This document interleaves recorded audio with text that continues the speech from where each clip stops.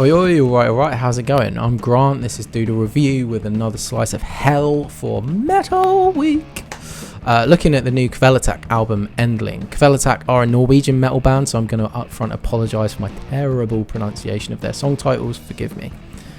You could be fooled into thinking from the first few minutes of Kvelertak to Helvete, the opening track of Kvelertak's new album Endling, that the band might be blending a wider, more lush, even shoegaze sound into their core metal tendencies this time around. This slight stylistic experimentation wouldn't be completely out of the question. Bands like Death Heaven have made that sort of hybrid sound their stock in trade, and Kvelertak themselves are no strangers to genre fusions. Their 2016 album Nattesferd looked as far afield as 70s prog bands like Focus and Jethro Tull for inspiration.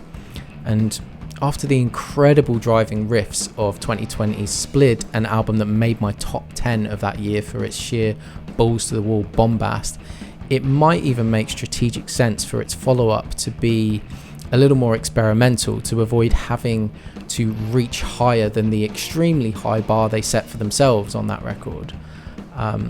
As it goes, that introduction is a complete misdirect, itself only to serve as an introduction to another introduction. It could almost be a completely different song, much more in line with that Splid sound, but while it's driving in that 3-guitar assault kind of way, that what we actually get versus what was promised in those opening moments is a little underwhelming. It's a lot of parts stuck together, some interesting like the plucked acoustic guitar, and some a little rote like the stop-start riffs that open the heavier part of the song.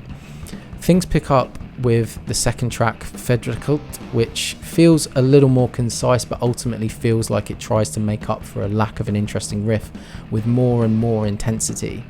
It works, it gets that head nodding, but it doesn't really stick. Lickfolk, track 3, finally feels like the start of the record. We get a range of really cool hooky riffs that flow nicely from one to the other, different movements, and a final climactic driving passage that is a perfect payoff. Motsos maintains and accelerates the pace, but it does feel like the ingenuity we just heard on the last track kind of burns out along with the rubber on the tarmac. Fortunately, the band recovers with the 1-2 punch of Dognitkin's Kvad and the title track Endling, which has one of my favourite parts with that dissonant forward-backward riff as part of the main progression. Endling also has the return of that shoegazy sound from the intro, almost like we're getting interference from a Kvelertak album out of a parallel universe. The album continues in a similarly mixed bag fashion. Skoganga is a bit too regal sounding for me, both sounding like the monarchy and the actual band queen. Paranoia 297 goes back to that fun but forgettable biker sound. Ultimately, Kvelertak do leave us on a high note with Fart September, which takes us back to their 70s prog days, and Morlid, which is a beautifully evil finale. But overall, epic though they aren't enough to raise the score of what I would say is a pretty unfocused and inconsistent record from the new Norwegians. It's a 5 out of 10 from me. But tell me what you think.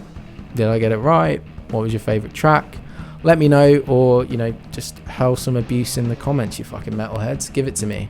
See you in the next video. Cheers.